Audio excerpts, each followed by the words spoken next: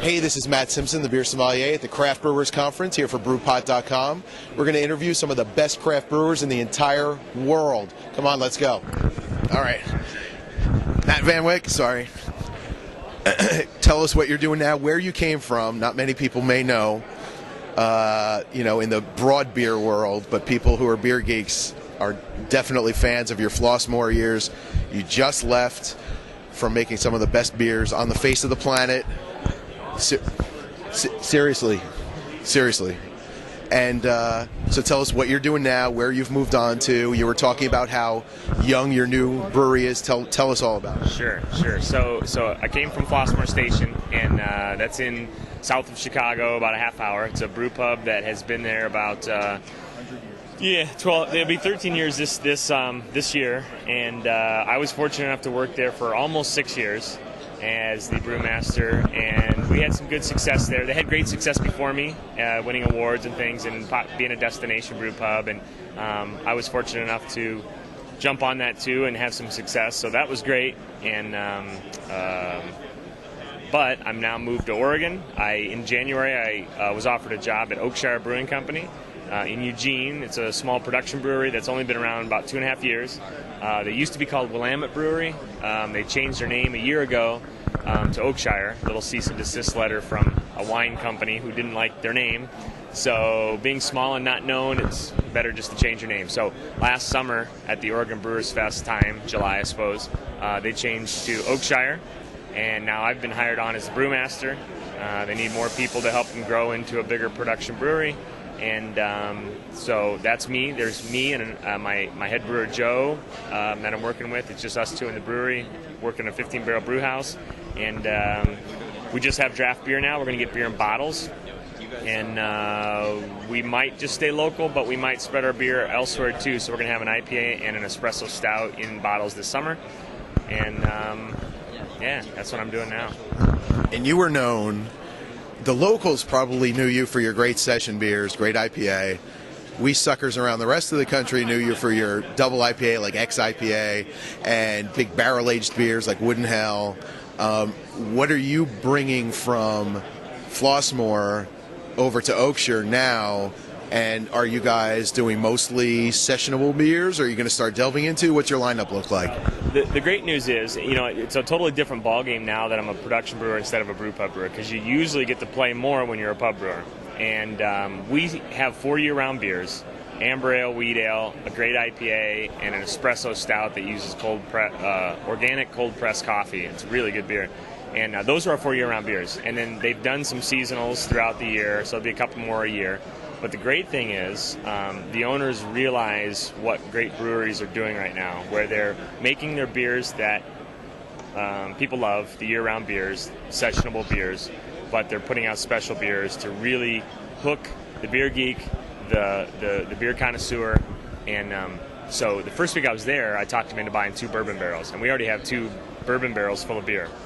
The second week I was there, we got 3 new 30-barrel fermenters installed, and that'll help us grow in production. Those will be primarily for our year-round beers, but the 15-barrel fermenters we were using are going to be used for one-off seasonals. And so they've kind of hired me to kind of head that up, get a barrel program going. So we're going to do that to get some seasonals and one-offs and some fun beers and some cork and caged beers and some sour beers. We're close to the wine industry out there. I'm going to grab some wine barrels and start fermenting in those. And so we've got all kinds of fun things we're going to do, and they're promoting that and saying, this is why we hired you. Because we have a head brewer. His name's Joe. He's worked at Pyramid and he's worked at Deschutes. He's going to do an awesome job. And, so what the hell am I needed for? But hopefully between the two of us, we'll keep rocking out our year-round beers and keeping our production up. But we're going to keep the beer geek happy with some real special and one-off things. So. Yeah, when I talk about, perfect business models, that's one of the examples that I use. I use Terrapin because they were local to home. We talk about how they start with just a couple of sessionable, everyday drinking beers, and then add those seasonals in to sort of pique everyone's interest, and then later on move into the big one-offs or whatever, and that seems to be the greatest avenue to success.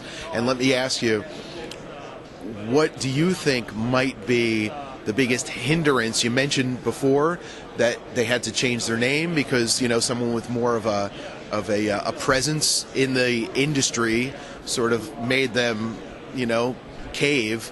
What are some of the biggest hindrances to new startup breweries that you see? Well, I think the biggest hindrance is probably just having the capital and money flow to keep the craft brewing industry is doing so well now, and people are buying beers, and that's not a problem. But you have to make the beers first. So just to get the ingredients in-house, and those costs are going up, to get the tank space that you need, all that money needs to be spent on the front end until you can get that beer sold. So I think as you start up a brewery, and the two brothers I work for, Jeff and Chris Althouse, have dealt with these headaches through 2 years, is that you have to just keep spending that money to get the beer made. And we have these 30-barrel fermenters that just arrived. We're ready to rock beer into them. We got customers who will drink the beer. We got to buy the ingredients so we can get it made. So we're getting them filled up, and it's all going to work out. It's just a cash flow thing. So I think that's one thing that's hard. Then the second thing that I think is you really have to build a name for yourself, because there's so many craft breweries now who are making good beer. You know, 10 and 15 years ago, you probably could have made an average beer and you would have still stuck out from the crowd. And now you can't do that. And I was fortunate at Flossmore to walk into a place that had a great reputation, known for great beers. All I had to do was prove myself that I could make great beers too. Now we're fighting against all the great craft breweries, not fighting, competing with all the great craft breweries in Oregon. Fortunately, we have a great culture out there that they drink craft beer all over the place. So that'll help us a little bit, but it's a challenge. Speaking of that, the culture, how much do you think it's been pushed along by by websites, you know, like brewpod.com? Right, I think that's huge because, you know, so some people don't give credence to all the ones that are out there, whether it's ratebeer.com, beeradvocate.com, brewpod.com, everyone that's beermapping.com. Those are all great, and some people just say, oh, those are just the beer geeks, but they don't realize that those are the people most passionate about your beers, and the ones that talk the loudest, and have the most influence, good influence or bad influence, on what you do. So working with those people and talking to them is huge. And it may not be your highest number of customers, but it could affect your highest number of sales depending on what they say about your beers. So it's huge. It's huge. One last question. Where do you see yourself, say, 10 years from now? That's a good question. The way we're growing now at Oakshire and the plans that we've put in place, I think that we're gonna be in that 10 to 15,000 range in not much time, and so definitely within 10 years we'll be at that point. And I think we'll have built a beer and a brand big enough to, you know, have a larger production brewery, maybe throw some pubs in there, maybe be able to do a lot more stuff up in Portland, and the owners have some great plans on how we can rock out some new things, tasting rooms, grow some organic hops, maybe have a lot of special little things that maybe some people aren't doing right now. But we got to get through the first couple of years and speed bump. So, any aspirations to maybe start your own someday? You know what? I tell you what, I have always thought about that. But as I get more and more into the craft brewing industry, and I see people working real hard to open up all the struggles it takes to open a brewery, I don't know if I'll get there. You know, I certainly might, but I don't know. Talk to me in 10 years. I'll let you know. Will do. Yeah. Thanks for talking with us.